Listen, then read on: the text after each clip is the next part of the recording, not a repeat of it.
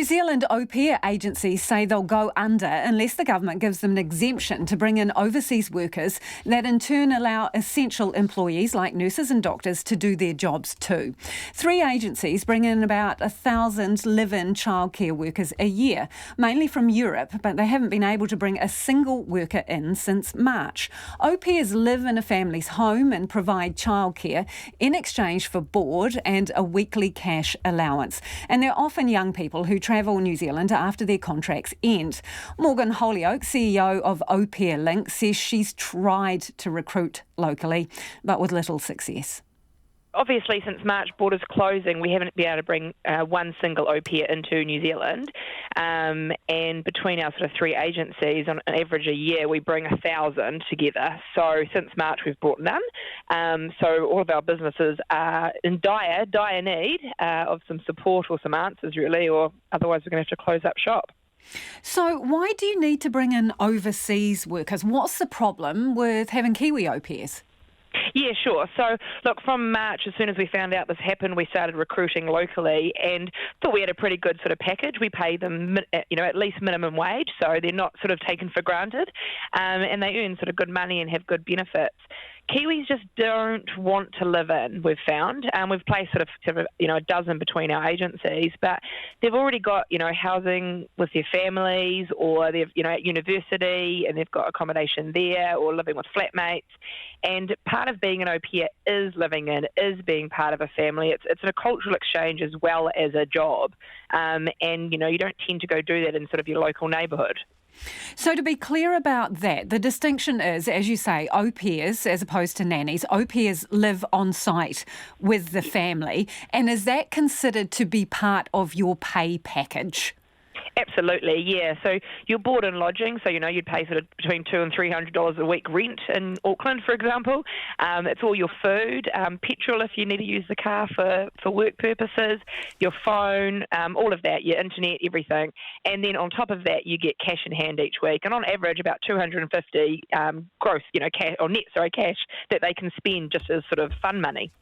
Okay, so, because some people would argue the reason that you want to bring these workers in from overseas is because you can pay them less by subsidising the package with accommodation and potentially get them to work longer hours, and maybe that's why Kiwis don't want it. Yeah, and I can understand that. There's definitely misconceptions about the industry. We've been doing this for over sort of 12 years, Au Pair Link, so we know, we've faced that. I think what the thing that people need to understand is the reason people come through agencies is so they don't get taken advantage of. None of our au pairs work more than 45 hours. They all have employment and contracts that we oversee.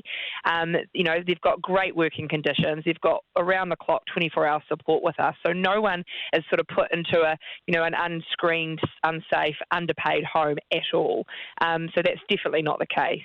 I think, the cultural side of it definitely gets neglected and gets put aside. People don't realise that. They're a big sister or a big brother, and they do work, they do get paid, but they also might want to go to the wedding on the Saturday with the family because they choose to, or go on that camping trip around, the country. So it's a bit more than just a job, but it's also a choice for them as well. There's no pressure to have to work more than that.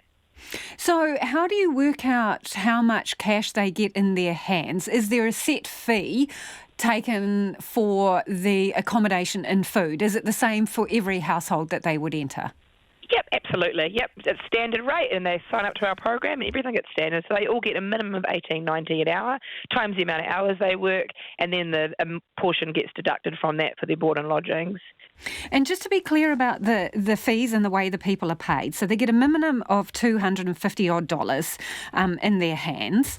So on the minimum wage and 45 hours a week, how much is being deducted for accommodation and board in essence then? Yeah, sure. So for board and lodgings, it's about $440. Yep. And then you've got tax on top of that, which works out for a 45-hour week at about $150. Are you prepared to pay for managed isolation for the workers coming in? Yeah, absolutely. Yeah, we've got a plan in place. We submitted that would all be covered by a combination of ourselves, the agency, the families and the au pairs. So there'd be no cost to the government. Yeah, absolutely.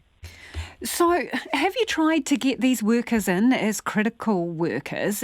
And, why do you think they are critical workers? Yeah, look, I know people will argue that a childcare worker is not critical, but I definitely disagree with that. Yes, you can get other people in different countries that can do it. However, the uniqueness of living in is what we need, and that's why international people tend to do it. The reason we've been trying to position them as critical workers is at least 30% of our families are essential workers. So they're doctors, they're police officers, they're nurses, they're farmers, or they're single parents. And they need different childcare arrangements. 9 to 5 doesn't work for them in a daycare. So they don't have an option. And when we tried to recruit for Kiwis locally to help these families out, Kiwis don't want to do it. So right now, these families have either had to give up their jobs, pay huge amounts of money to figure it out if they can afford it, which a lot of them can't, or do reduced hours, or some of them don't have family members here, so they can't get extra support. So some of them are just in real dire need, really. So your agency, Morgan, tried to get local workers. About how many did you manage to get on the books? Oh, I think we got 9 since March. And like I said, we place about between 400 to 600 a year. Who normally comes for these jobs? From where? Yep. So Germany, France, UK, America, Sweden are kind of our main countries. They're generally between 18 and 25, so they're doing a gap year or before they go to university. They're wanting to see the world and explore another culture. They're interested in childcare or psychology and things like that, so want some work experience. They're keen travellers. They want to come to New Zealand and spend some money here and boost up tourism. And they want to be part of a family and help them out as well. So, yeah, it's a really unique experience. So, just so I'm clear on this, you failed in an attempt to get them brought in as critical workers. That application was rejected, was it?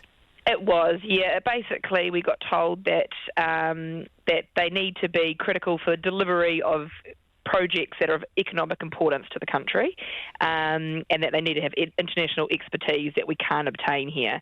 And our argument for both of those is we've tried to obtain them here, we can't, and B, they do have, economic importance for the country. I mean, alone between our 3 agencies, Au Pair Link, Dream Au Pair and Play School, we bring 1,000 au pairs in a year, and the submission we've put into everybody and to all the MPs we've sent to is that's about 15.5 million a year that comes into New Zealand. And they're helping New Zealand families. It's not just tourism, they're actually helping Kiwis with their childcare. And that's Morgan Holyoake. And Morgan and a couple of au pairs talk about these issues and more on this week's Voices podcast, which you can find on the RNZ website.